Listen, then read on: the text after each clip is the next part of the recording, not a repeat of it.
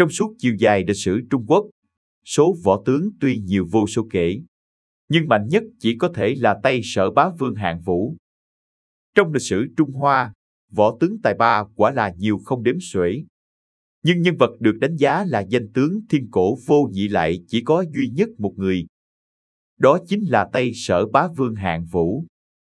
Hạng Vũ 232 trước công nguyên đến 202 trước công nguyên, còn được gọi là Tây Sở Bá Vương, là một nhà chính trị, một tướng quân nổi tiếng, người có công trong việc lật đổ nhà Tần và từng có giai đoạn tranh thiên hạ với Hán cao tổ Lưu Bang.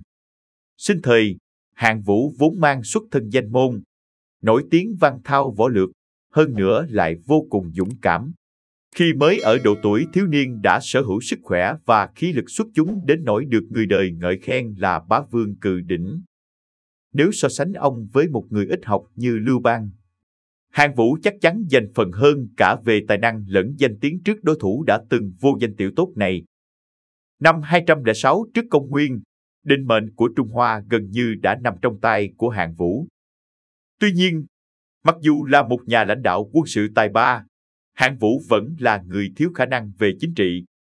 Khi đã có vị trí trong việc tạo dựng cơ đồ mới sau nhà Tần, Hạng Vũ tiến hành phân phong chư hầu thiên hạ.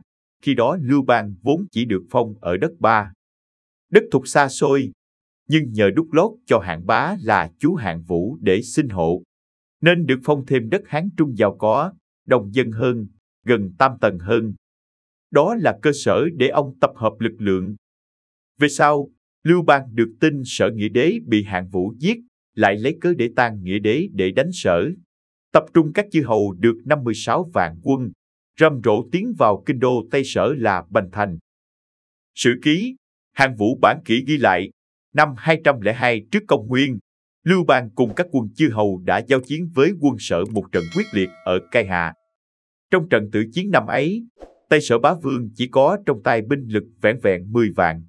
Còn đối thủ mà ông phải đối đầu là một đại quân lên tới 50-60 vạn. Trước tình thế nguy cấp, Hạng Vũ đã chạy sang phía đông. Người ngựa chạy đến bờ sông Âu Giang thì cùng đường. Bấy giờ, có một người đình trưởng ở Âu Giang đã cắm thuyền đợi sẵn và thuyết phục. Giang Đông tuy nhỏ, nhưng đất hàng ngàn dặm, dân vài mươi vạn, cũng đủ làm vương.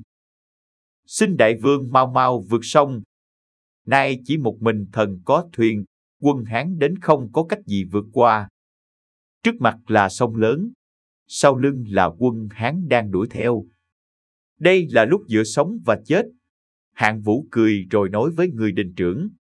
Trời hại ta vượt qua sông làm gì? Vả lại ta từng cùng 8.000 con em Giang Đông vượt Trường Giang đi về hướng Tây. Nay không còn lấy một người trở về. Dù cho các bậc cha anh ở Giang Đông thương ta, cho ta làm vương, ta cũng còn mặt mũi nào mà nhìn họ nữa. Dù họ không nói, ta đây há chẳng thẹn trong lòng hay sao? Cái cười của Hạng Vũ đã bao hàm sự buông bỏ không còn nghĩ đến thành hay bại. Thanh thản đối với sống chết không sợ hãi, thuận theo mệnh trời. Vốn là trời cao đã an bài đại cục để quân Hán lấy được thiên hạ. Sống chết của một người như ta thì có nghĩa gì? Sau khi từ chối cơ hội sống sót duy nhất ấy, Hạng Vũ đã tự vẫn bên bờ sông Âu Giang.